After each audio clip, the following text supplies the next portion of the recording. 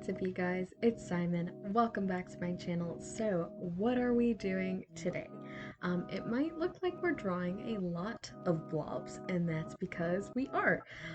So I've been going through quite the art block recently. I'd say it probably began at the very beginning of January, and it's just now slowly starting to fade out. I think something that happened like towards the end of the year, just with everything that was going on in my artwork and in the entire world, it was just a very chaotic and sort of stressful and exhausting time period. It was really hard for me to create artwork, and it was really hard for me to come up with some of my own ideas and things like that. And then it just kind of bled into January and most of February, but now I think I'm slowly starting to come out of that art block. But one thing I what I really like to do when I am struggling with art block is to hold myself to a challenge. I don't know if I necessarily want to call this a challenge exactly, because it's more of an exercise, so that's what we're going to call it instead. But yeah, this is the blob exercise. So I think the entire process of making these blob characters has really made me change the way that I think about sketching and my artwork in general, and have really helped me get over, of course, that aforementioned art block. So that being said, let's get into how I did that. So the initial idea for this exercise, it's pretty simple. You draw a bunch of blobs and try to use those blobs to create characters, of course. I thought a really good way to start off that process would be by starting with an inspiring color palette. So in this video, I'm using a palette called Retro that I got from a palette set on Gumroad. It's called Color Inspiration by Laura H. Rubin, and it is free, so you can obviously go and download that right now if that's something that you're interested in. And I believe it does have 6 different palettes that you can work from. Like I said, I'm using the Retro one. I will try to link it down in the pinned comment, but if I don't, like I said, just search Laura H. Rubin on Gumroad and I'm sure you will find it. Anyways, I chose Retro just because it has a lot of the colors that I have been really vibing with for probably the past year, I think. Corals, teals, yellow, purple, blue, warm grays, stuff like that.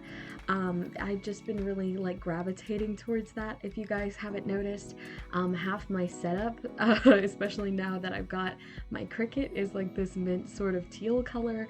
I've got my cup, my scissors, my mouse, my mats, my Cricut, my everything is this sort of teal color. So that's just been something that I've been really inspired by.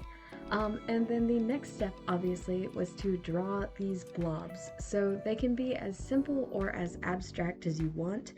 I think really my biggest struggle was making my shapes a bit too abstract. If you like a bit of challenge, of course, you can go insane with it. But usually with an exercise like this, you want to try to not think too hard about what it is that you're creating. It's meant to be a sort of like, I suppose, like a stream of consciousness type thing, but because my shapes were so abstract, it was really difficult for me to think of a character that would fit inside those lines, and I found myself stopping recording just so that I could stare at the shape and then be like, what do I do with you? So yeah, but I think that's why after the first 2 character illustrations that I did, I decided that I didn't have to completely match the outline of the character to the outer edges of the shape unless I really wanted to.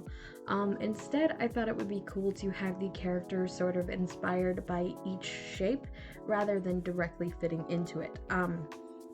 I think a really good example of that would be the girl with the parka.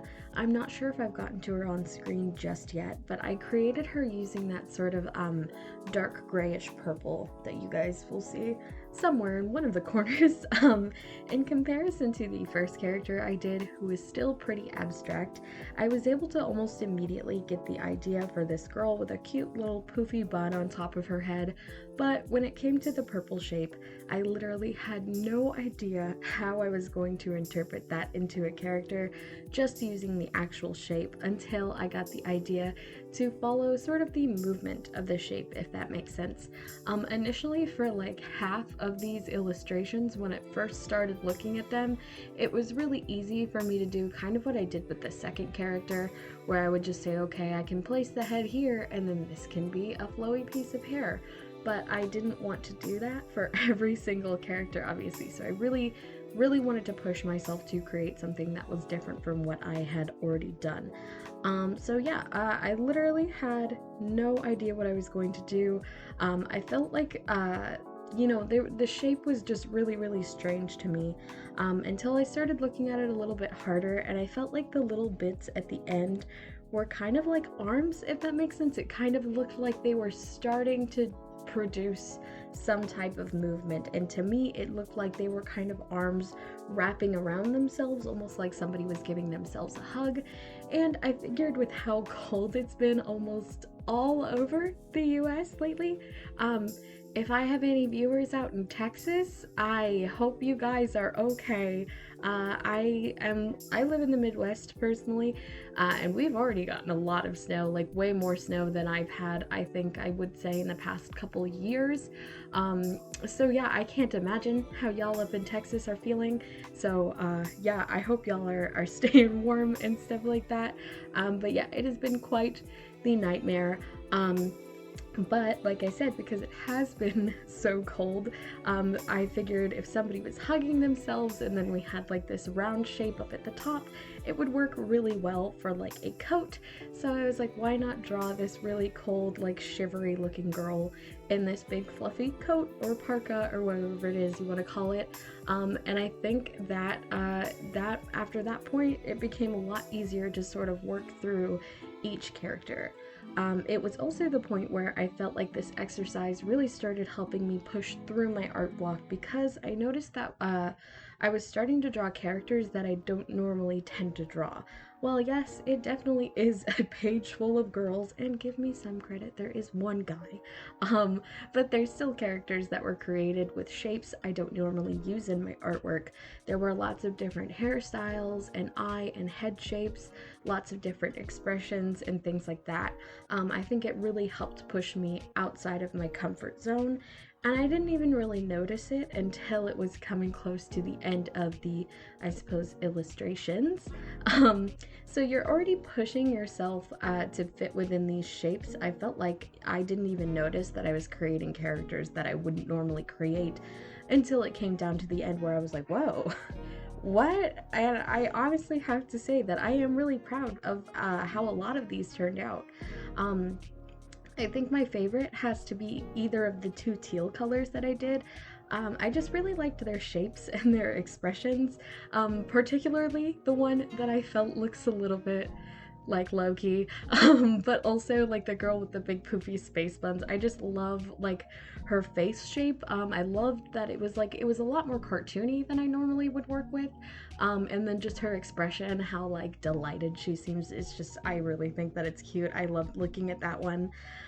So yeah, my least favorite though definitely has to be the plant mom one, because although I liked the sort of idea that I was going for, I didn't really like the execution. It's definitely kind of sloppy.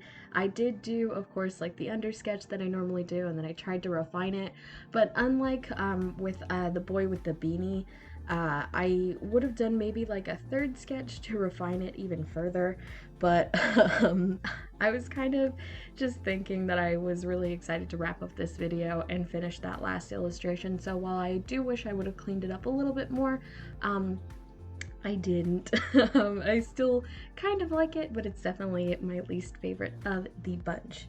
Anyways, here's how all of them turned out. I tried to sort of film like a clip in real time of me showing you guys all of the individual sketches, but it is sort of difficult when they're all flipped in different directions and on the same canvas. I hope I didn't make any of you guys dizzy watching this, and I hope you like it anyways. As always, I want to give a big shout out to my patrons Elise Thompson, Duran, Mandy, Schleeps, Puppy Paws, and Created by Twins. You guys are the best. Thank you so much for continuing to support me every single month. And speaking of Patreon, next video is actually going to be kind of Patreon related. It's a merch reveal. I thought it would be interesting to sort of showcase all the Patreon stuff for February into one video, because you guys usually only get to see half of what goes on over there, and February was way too hectic for me to be able to get it into a studio vlog. So hopefully you guys are looking forward to that. I think what I'm going to do, instead of doing a studio vlog every other Friday, I might actually just start doing them either at the beginning or at the end of every single month, and just have one studio vlog per month, because especially because of how new I am to studio vlogs, it's kind of difficult for me to edit them and also for me to get sort of interesting content every other week. So that I thought it would be a lot easier to do just the one video, but I hope you guys will still like those vlogs when they come out nonetheless. And hopefully you guys are looking forward to that merch reveal. So thank you guys so much for watching. I love you guys, and I'll see y'all in the next one. Bye.